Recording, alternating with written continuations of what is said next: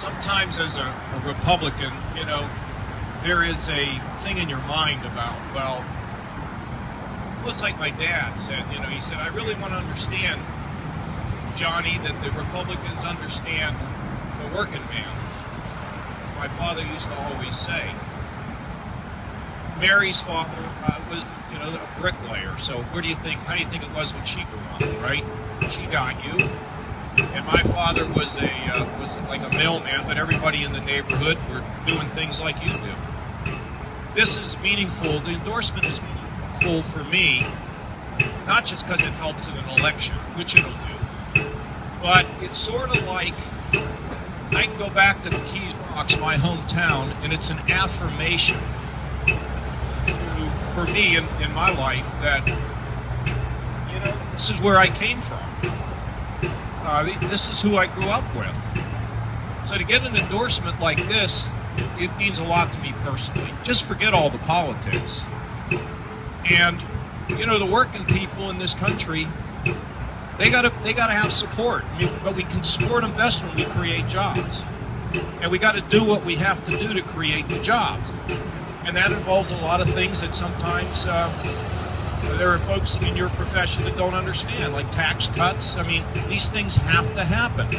Because my only goal is for all of you to work, because you are the folks that are the glue that hold the country together. You know? It's not really the people at the top. It's the people who are working every day.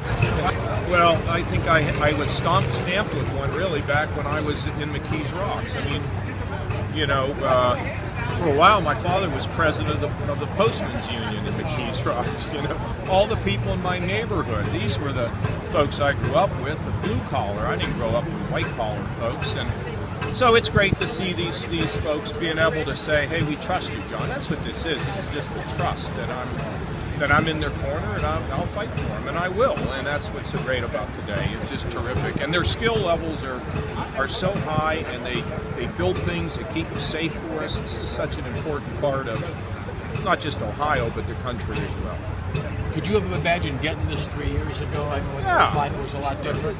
Sure, I could imagine. And I'm an optimist, you know. You try to do things. Sometimes they work, sometimes they don't. But the relationship I've had with them has been over a long period of time. We talk honestly and candidly to one another about things, and I'm really grateful. But I'm not surprised by it. I mean, what it really takes in the country today is, for me, as far as I'm concerned, is to look beyond labels and look at results. And that's precisely why you have to ask them, but I think that's why they're. So to the people who are going to be voting for you and hoping that you serve the full 4 years, what do you say to them? Get ready. We're going to have a fun 4 years. That's what I say to them. Okay. Could you give me a yes or maybe about contemplating presidential possibilities? I'm only contemplating an election that's about 25 days away. I'm excited. Thanks. All right.